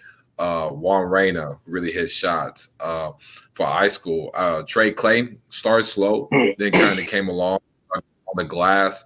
And I talked about impacting winning in the beginning, right? Rebounding, doing the winning 50-50 balls. I think when his offense game, his perimeter game really wasn't providing any real substance, he got on the glass, started making shots inside. He started playing to his strengths, which I really, really like. But it was a really good game. It was a good evaluation game. Got to see how kids handle pressure, kind of how kids, especially when a closer game, when you're talking about 2-3 possessions, how they perform.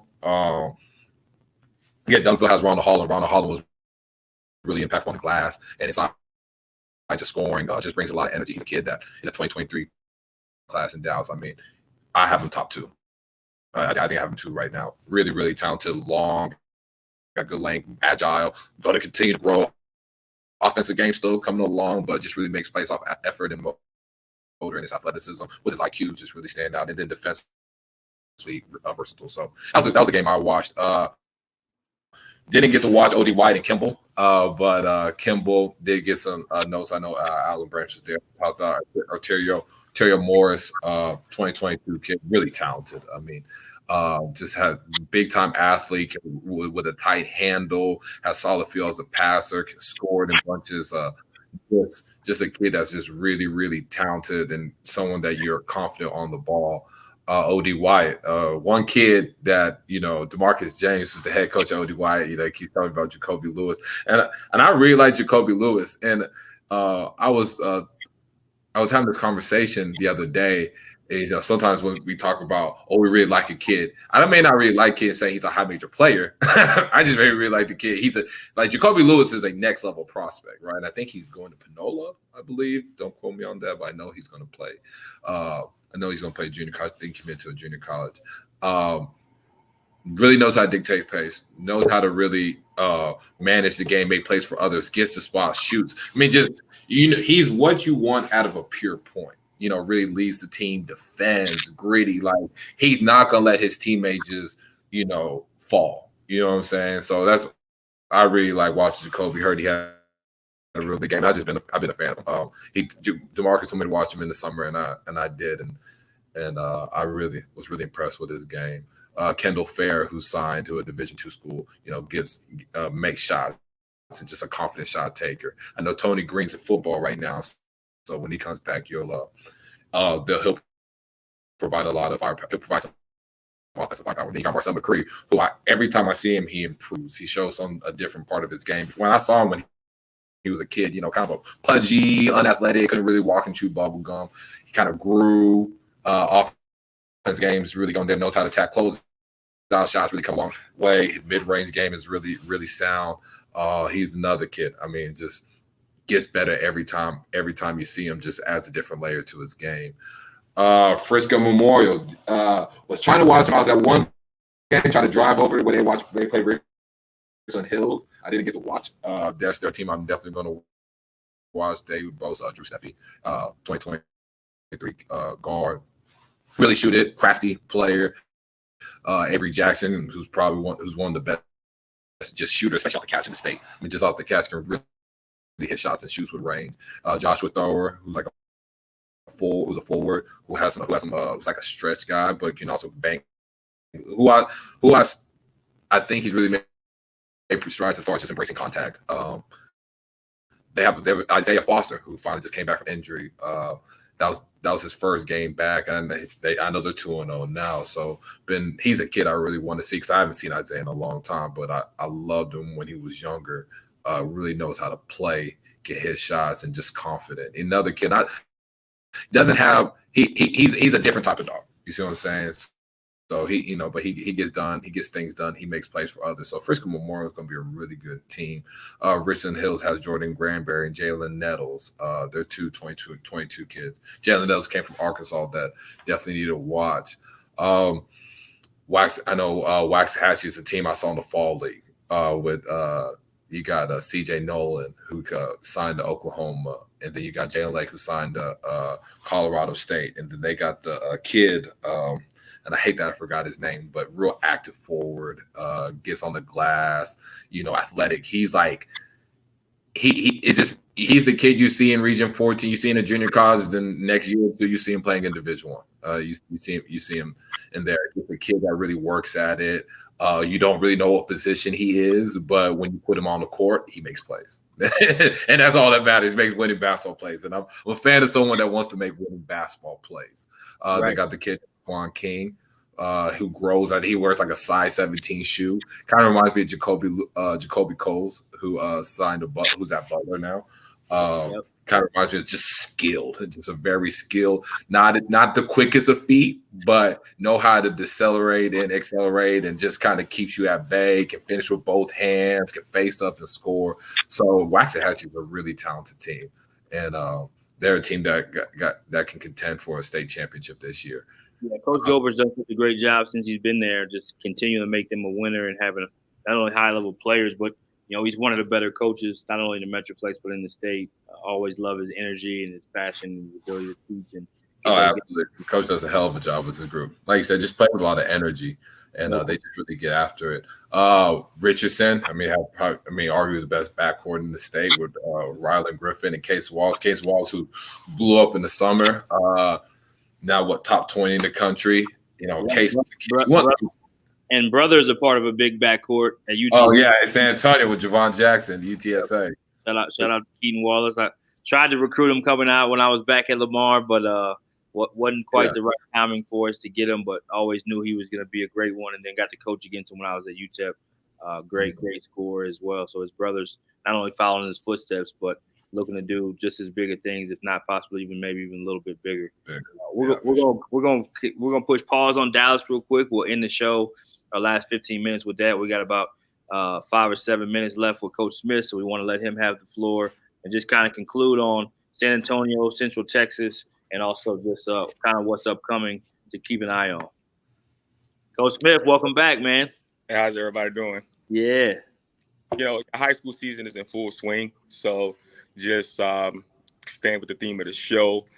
In the Austin region, look for Westlake, Lake Travis, and Bowie, one of those 3 teams to be battling for regional representation. Those are 3 quality programs with 3 quality head coaches. Coach Lucero at Westlake and Coach Collier, the Wiley veteran at Bowie, and Coach Clinton at Lake Travis. 3 good programs, 3 head coaches, 3 high IQ quality programs that can beat anybody on any given night. In the San Antonio region, Harlan went to the regional finals last year. That's who we beat in the regional finals to get the state. Coach Jarvin Hall, that's a good brother, man. Y'all should get to know Coach Hall. Harlan is probably only 3 years old. Got a good program. They got a big 6'9", 260 in the middle.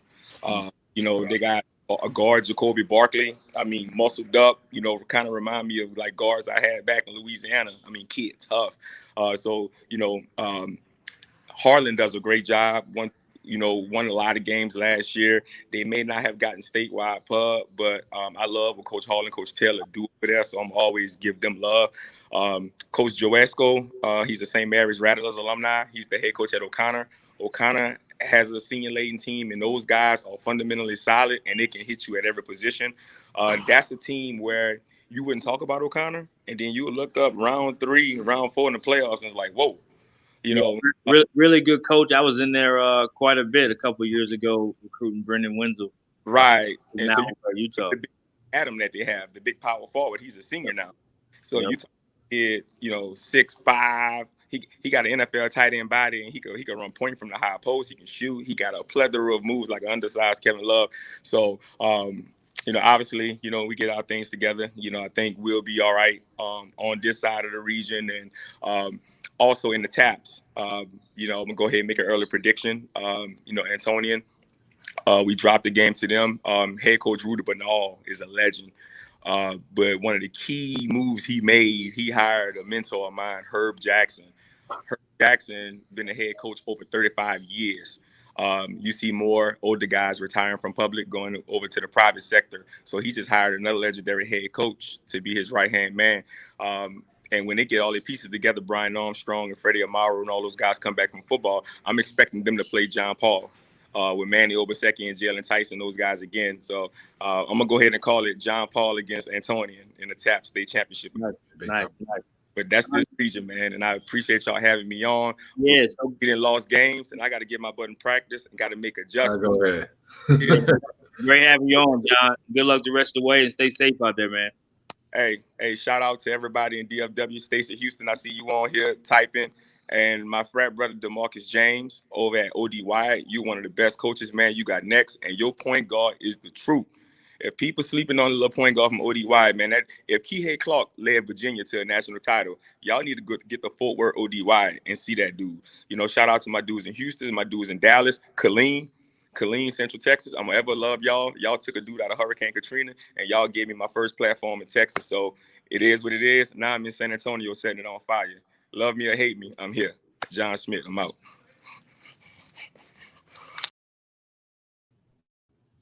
You heard it here first. John Smith, the one and only. So glad to have him. Yeah, now before we close, I want to talk just about a few schools, just kind of real quick, if I can. Yeah, we got about 15 minutes. You're good. All right, perfect. I want to definitely talk about Universal Academy with Terrell Woody. He's done a really good job with his boys, and this year they're very strong. You got Jamel Kofer and big Shakira Odunewu, who's becoming a high major prospect, high major big. You got Ty Cox, Croy Cox, who's in the 2023 class with his brother, who's really came along especially as a stretch guy. Cameron Lakes, who's real big inside. I mean, just a load inside. And then several other players, and he has a young kid, Cameron Paul, 8th grader that has a chance of being really, really good. Has a chance of being special when it's all said and done. Woody was just in Arizona this past week. Had a good showing there.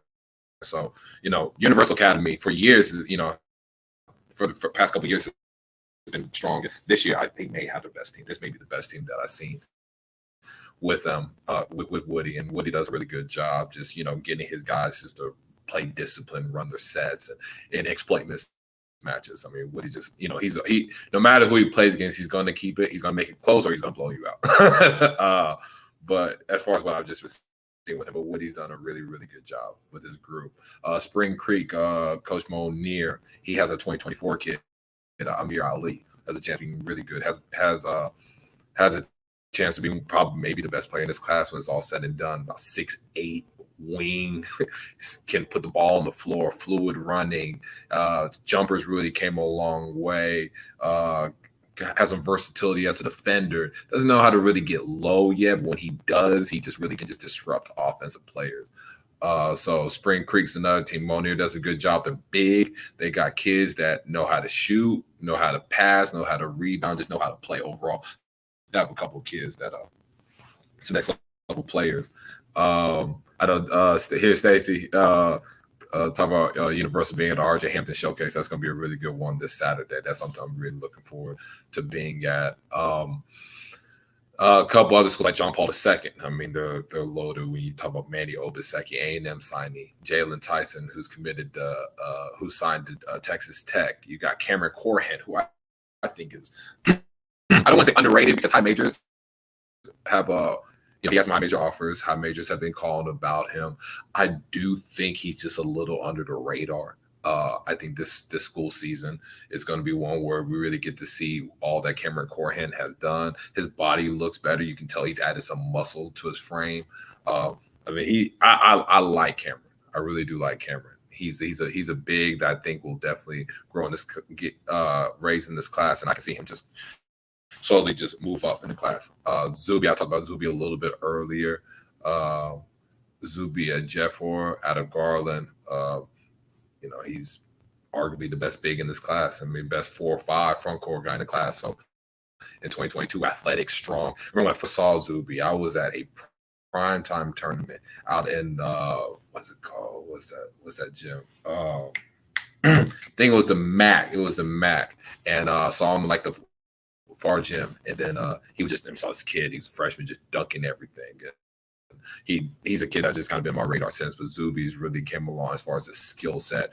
He had a good summer. I project to have a really good school year. I think next summer is going to be really important just to see him against more like size and kind of see where that goes. But Zuby's a kid. I mean, he just continued to get better, and he's really, really strong with just with his play.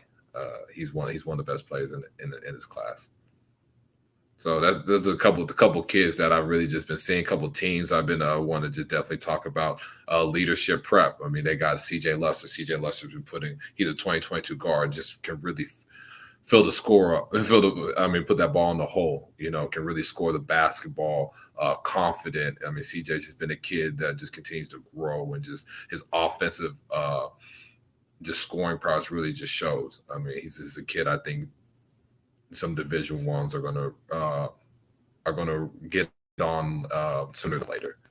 So there's a couple of kids, Burton, that I want to talk about before we end. So no, glad you did. Anything from going forward as we look ahead? Again, games tomorrow, games this weekend, maybe next Tuesday until we link up. So every Wednesday we have this show, same time, same place.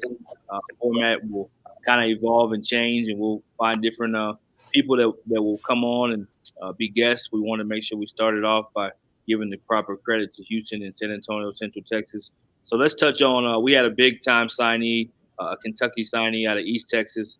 I know John Smith mentioned the Liberty signee as well out of West Texas. Let's talk East West Texas, and then let's look forward to anything that may be upcoming this week. Sure. Congrats on Damian Collins committed to Kentucky. Again, Damian is a kid. I think some freshman was playing at like a 9 p.m. game in the tournament. Saw him with the goggles, and you saw this kid. I mean, he was playing hard. He was active. He looked like he had no business being out there because of the 17U game, and just kind of really developed. I ran a camp out in East Texas, and he came to that. So he was he really you started to see like he got a chance to be a high major player, and now that he's going to potentially be an All-American, signed to Kentucky. I mean, just really proud of that kid's growth. I mean, you talk about a kid from Atlanta, Texas, going to play at Kentucky University. I mean, that's huge. That's huge. Out in West Texas.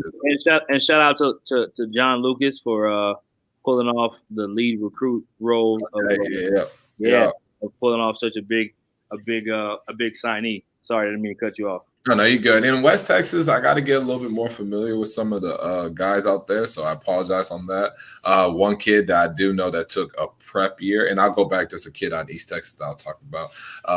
And link year prep, Tiafali Leonard, getting some offers. So Tulsa, Wyoming, FIU, Florida Atlantic have offered about 6'7" wing, long, athletic, versatility on offense end. They told me he's playing point now on link year. So he's a kid that's really, really blew up and took this prep year, and it's, he has a chance. Some high majors been calling. They want to take a look at him. They've been watching this film. He's really, really intriguing. So definitely, guys sometimes want to look down on the prep year. I mean, post grad year has been really big for a kid like T, who came from West Texas. Didn't really know him. I only saw him one time in July, and I was like, "Who is this kid? And why did he have not one time to ever see him?" Yeah. So. But definitely want to give a shout out to him. Really proud of how he took this extra year and really, really is making the most of it. Kid out of East Texas, Texarkana High, CJ Kelly, who committed to FIU. About 6'8", long, got really good length, good athlete. Always had the skill. Again, talent was always apparent, but saw him towards the end of the summer. Skills gotten better, effort's gotten there, motor. It's so crazy with a kid when you're like 6'7", 6'8", and up. When you play with more effort and energy, it just you look so much better. And that with him being at link year, I've heard a lot of really good things. Talked to his mom, really excited how his development has come along. So out in East and West Texas, that's kind of what you got going. Really proud of those three because again, they're in areas that just don't really get looked at.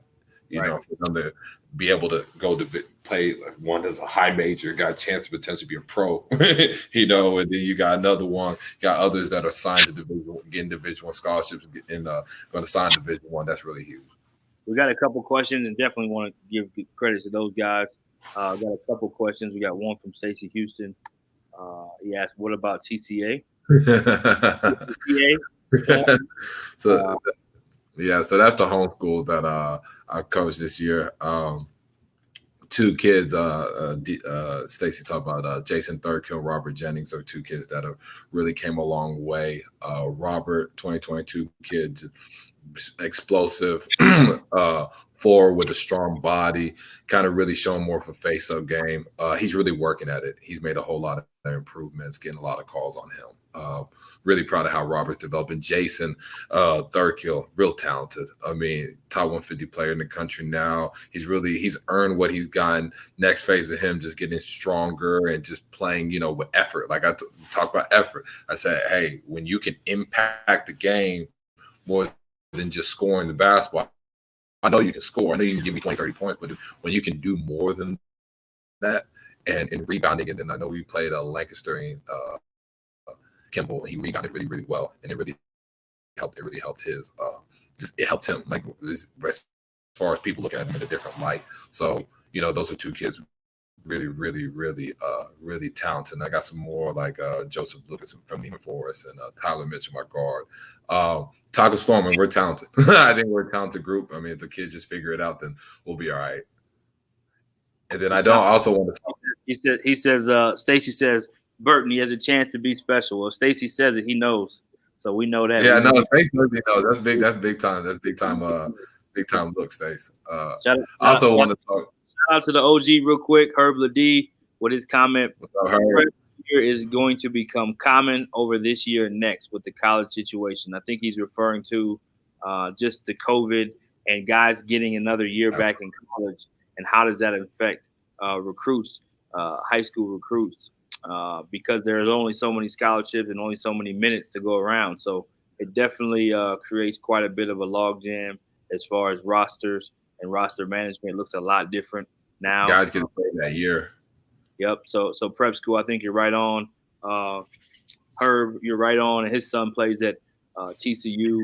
Really good player. And was at Ohio State originally, and now is at TCU and doing great things there. So thanks for tuning in, Herb, and great point that you made on that, because that is definitely going to be prep schools are definitely going to look to continue to grow and get more and more good players, and there's definitely going to be kids looking to go that route more than maybe normal. Yeah, but then last thing for me, Lancaster. I just want to cover as much as I can because I know I'm so. Well, you didn't talk about my team, but you didn't talk about this. So I want to cover, especially in the inaugural episode. I just want to make sure I cover as much as I can. So Lancaster, with Wade Taylor, then getting Dorian Goodman, Wade, who signed A&M, speedy guard, really in transition. He's a terror. Dorian, who can really score the basketball. Elijah Huey. He's there. Really, another kid that signed to Western Kentucky, kid with size that can score it. Lancaster is going to be really tough to beat. Got a chance to win another state title. So I want to make sure I talk about Lancaster. I mean, that's a traditional powerhouse. So I don't want to forget them on the show. Yeah, definitely can't forget. Definitely can't forget. Anything coming up? We got about 2 or 3 minutes left. Anything coming up that you want people to tune into? Obviously, again, we've said this for those that have been following, but we have this show, and I know Jim said that you can't call into a podcast. Technically, you can, because we're turning this into a podcast, but we won't put him on blast like that. He was phenomenal as always. But yeah, you got the RJ Hampton showcase this weekend that's being ran by Stacey Houston. That's going to be a good one. You got Lancaster and High School. They're going to play each other for Taka and JP2 going to play 2:30. You got some other Green Hill and Universal Academy are playing. Leadership and Spring Creek are playing. So you got some really, really, really good games this weekend. I'm gonna spend some time a little bit in Arizona. There's the Elite 100 that's going on over there. So you got like Chet Holmgren, who I know we saw on ESPN just go off. that they use the phrase unicorn. I mean, he kind of looking like one. So you got this weekend. You got some really good games. You got the RJ Hampton showcase. I know Duncanville has a good game coming up this weekend. I think High School has Waxahachie as well Friday. I'm pretty sure of it. So you got some really good games in the city. And then following, like I said, I'll be in Houston next Wednesday for Hoops Giving. You got really good games. You got Premier Academy playing. You got Sharpstown playing. You got just several other really, really good teams, Westbury. So for the week ahead, that's what you're looking at. It's for RJ Hampton showcase. I'll be in Arizona, watch some really good talent. Then you got Hoops Giving out in Houston. Yeah, thanks so much, man. Again, people that didn't know Ani and what he does, now you know. So, looking forward to just a great season of being able to cover high school basketball in the state of Texas with Ani and with the guests that we have on. Again, more creative ideas we have coming your way, and just want to make sure we're showing love. There's a lot of great players, a lot of great coaches in the state of Texas that we're going to be featuring. Not to mention, as Ani said, he's going to be traveling to Arizona to do different things. We'll cover some things on the grind session. We'll talk about some prep school things. We'll talk about some things on the national scene as well. But we wanted to get started with taking care of home first, which home for us is Texas. Even though I'm not currently living there, that's always home. So yeah, great job today, Ani. Thanks everyone for joining Appreciate in. Yeah, just looking forward to continuing to build something fun and exciting, and again covering the state that has a lot of talented players and a lot of phenomenal coaches. So yeah, any closing words you got, Ani, and we'll shut it down. No, appreciate you having me on. I'm really excited about this series and this show. Definitely just be in the gym. I'm excited for this. Let's just keep working. Let's make this great. All right. No doubt. Sound like I need to get a ready break right there. Yeah. Let's go. Team on 3. 1, 2, 3. Team. The coaches you came out. So yeah. Thanks so much again. Enjoy the rest of your days, everyone out there. Stay safe. And then we did not do a moment of silence for this show, but definitely want to continue to pray for the family of Anthony Stewart and the community of the coaching community, those that knew him. Just a tragic loss of a great man that we lost. So stay safe out there. Tell your loved ones you love them, and we'll see you next Wednesday.